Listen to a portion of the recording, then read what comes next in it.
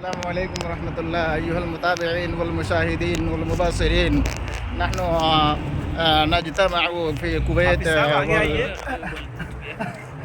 Kuwait Kuwait फी महबूला माशाल्लाह। अभी हम लोग जो है यहाँ कुवैत के जो है समंदरी एरिया है और ये बहरी एरिया है, हम लोग ये देखने के लिए जा रहे हैं।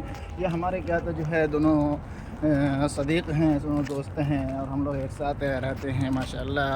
यहाँ के कहते हैं इन्वायरमेंट और यहाँ की फ़िज़ा और यहाँ की जो जौ है बहुत ही बेहतरीन है और देखने के लायक है। और लोगों को चाहिए कि ये सब देखने के लिए आए। कभी कभार जो है कुरान में खुद है सीरू फिल अर्द के आप सफ़र कीजिए और सफ़र करने के बाद जो है तब आपको पता चलेगा कि दुनिया का क्या माहौल है और क्या निज़ाम है, क्या निज़ाम कायनात है। तो अब सबसे पहले कहते जो है उमर भाई से हम मिलेंगे कि उमर भाई क्या हाल है आपका। अस्सलाम वालेकुम रहमतुल्लाह। उमर भाई क्या हाल है? वालेकुम अस्सलाम वरहमतुल्लाह। जी अल्हम्दुलिल्लाह सब ठीक है माशाल्लाह। हम आपसे एक बात ये पूछना चाह रहे हैं कि कुवैत का माहौल कैसा है कि अगर कोई हमारे मुताबिन और हमारे फॉलोवर्स आना चाहे तो कहते क्या यहाँ आना चाहिए या दूसरी कंट्री उसको जाना चाहिए? ज़रा सा इसके बारे में हमको बताइए आप। हम क्या बताएंगे, बताए ना आप अपना बताए, कौन बताएंगे? कुवैत में आप 6 साल से हैं। नहीं बताइए कोई बात नहीं है, क्या यहाँ आना चाहिए या नहीं आना चाहिए? नहीं कुवैत आइए, क्या दिक्कत है? अपना कम से कम कदा आना भी चाहिए तो कितनी सैलरी होनी चाहिए? देखिए इंडिया में हम लोग रहते हैं, मालूम है बेरोजगारी बहुत है, कोई काम नहीं उधर है, नहीं है। हम तो बहुत सारे साथ अब हम बोलते हैं, ठीक है ये बात तो सही है ना, पहले उनको बोलने सुनिए दीजिए। हमारी बात एक मिनट सुनिए प्लीज। हाँ बोलिए बोलिए, आप तो हमारे हमारे आने का जो वजह है, कोई भी आदमी ये नहीं चाहता है कि हम अपने घर को और बीवी और बच्चों को, माँ बाप को छोड़ कर इधर आए, ठीक है ना? बिल्कुल सही, आपने आने बिल्कुल की सही वजह कहा। जो है हर एक की मजबूरी है। बिल्कुल किसी के बिल्कुल। कि कोई इसलिए आया है कि वो अपने बहन उसकी जवान है, शादी हो जाए, यहाँ आया है थोड़ा पैसा जमा करके जाए, खुद का शादी करे। बिल्कुल। किसी की बच्ची है, किसी की बेटी है, हर एक का अलग अलग मसला है, मसाइल है। तो मजबूरी में इधर आना पड़ा हुआ। अपने ज़िंदगी को हर आदमी यहाँ बर्बाद कर रहा है। कितना साल, 60 साल 65 साल यही रह जा रहा है। आने के बाद ना हम तो ये कह रहे हैं कि ये जिंदगी बर्बाद नहीं हो रही है, ये इंडिया से बेहतर है, हम ये कह रहे हैं। इंडिया से तो अल्हम्दुलिल्लाह इंडिया से तो बेहतर है, बहुत बेहतर है अल्हम्दुलिल्लाह। क्यों क्यों इधर घुमा, आप इधर आ जाओ ऐसा। इंडिया से बेहतर इसके लिए हमारे बिहार में समुंदर नहीं है। बेहतर हुआ कि ना हुआ? अल्हम्दुलिल्लाह।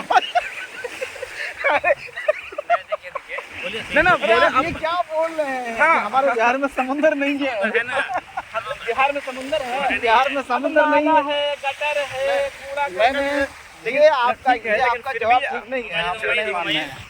ठीक है, इधर इधर आइए। हाँ कम से कम इधर समुंदर देखने को नहीं मिल रहा है ना। और बात दरअसल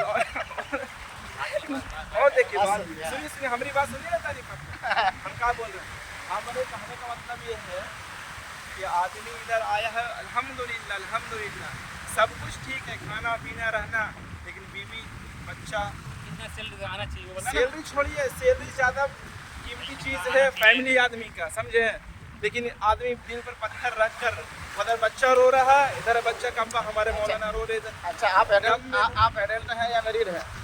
हम तो अभी मैरिड हुए नए हुए हैं। तो भाई क्या था, आप सबको आने के लिए मना कर रहे हैं, आप क्यों आए? हम सबको बोलते इधर आ जाइए, ठीक है, एक मरतबा आके देखिए यहाँ का वो हवा, समुंदर का हवा लेके देखिए, सेहत बढ़ेगा आपका। जवान आदमी बूढ़ा हो जाएगा, बुढ़ापा में जवानी आ जाएगा। उस तरह बात मत बोलिए। जो क्या था जो है बात है, जो लोगों के लिए निशा ले रहा हो और लोगों के लिए जो कार आमद हो। नहीं आ रहा है, इधर देखिए धूप इधर लग रहा है। जो लोगों के लिए कार आमद हो, लोगों के लिए कार आमद है। देखो हर एक की मजबूरी है, आना चाहिए, आ सकते हैं।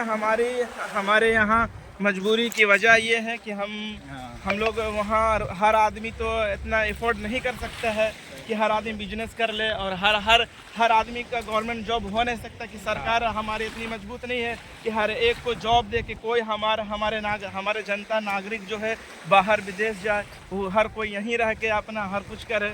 लेकिन हमारे सरकार भी हमारे यहाँ की कमज़ोर है, वो भी क्या कर सकती है? हमारे यहाँ आबादी भी ज़्यादा है और हमारे बिहार शरीफ में तो कोई क्या बोलते हैं फैक्ट्री नहीं है, कुछ ऐसा साधन नहीं है। लेकिन मजबूरी के तहत आदमी बिहार से भी हर दूसरे कंट्री में जा रहे हैं, दूसरे स्टेट में जा रहे हैं। लेकिन दूसरे स्टेट में भी जा रहे हैं तो वहाँ कितना सैलरी है? 15,000, 20,000, 30,000, 35,000। वहाँ खाने में 10,000 चले जा रहे हैं तो बचता कितना है? लेकिन यहाँ आने के बाद अल्हम्दुलिल्लाह कुछ आदमी कर लेता है। यहाँ आने के बाद किसी का 50,000 सैलरी है तो ओवर टाइम रहा तो 70-80 हज़ार उसे सैलरी आए तो घर में कुछ काम हो जाएगा। इसके लिए मजबूरी थोड़ा सा बात आपसे अच्छी रही, लेकिन कहते मैं आपसे कहते बात ये करना चाह रहा हूँ, मैं पूछना ये चाह रहा हूँ ये सवाल के तहत कि देखिए आपने कहा कि हमारी सरकार मजबूत नहीं है। क्या इंडिया की सरकार मजबूत नहीं है? आपने कैसे कहा कि इंडिया की सरकार मजबूत नहीं है? इंडिया की सरकार तो हम तो कहते हैं कि पूरी दुनिया से ज़्यादा मजबूत है, क्योंकि वहाँ की जो है जनसंख्या, वहाँ की आबादी, वहाँ की नेशनलिटी और वहाँ की जो है पॉपुलेशन वहाँ बहुत ज़्यादा होने की वजह से थोड़ा सा कम है। तो हम तो ये समझ रहे हैं, लेकिन आपने ये कहा कि वहाँ की सरकार कमज़ोर है। आप किस एतबार से कह रहे हैं? हमको तो एक मिसाल से आप समझाइए। हमारे यहाँ की सरकार की मजबूरी कमज़ोरी ये है कि अब देखा जाए तो गुजरात सरकार, वहाँ हर एक तरह का फैक्ट्री है, हर चीज़ है, तो वहाँ के लोग जो वहीं जॉब कर ले रहे हैं 30-35 हज़ार में। लेकिन हमारे बिहार में कोई ऐसी फैक्ट्री नहीं है। अगर फैक्ट्री है भी तो ज़्यादा आदमी को उसमें वैकेंसी नहीं है कि उसमें जाके अब अपना जॉब कर सके आदमी, तो फिर आदमी दूसरे स्टेट जा रहा है। क्यों?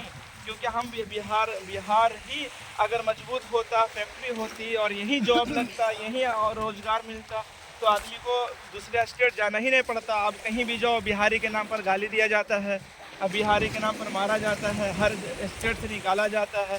तो इसी वजह से तो अब तो पहले के मुकाबले में बहुत कम हो गया है। बिहारी को गाली दिया जाता है, बोलता है कि बिहारी सबसे भारी। देखो आप जो कह रहे हैं सही बात है, बिहारी सब पर भारी, लेकिन बिहारी बहुत बड़ा बीमारी ये भी है। ऐसा नहीं है, बिहारी जहाँ जाता है कचड़ा भी करता है, आदमी लोग उससे परेशान भी होता है। हर बिहारी सही नहीं है, सबसे बड़ा कचड़ा बिहार है और बिहार के लोग हैं, क्योंकि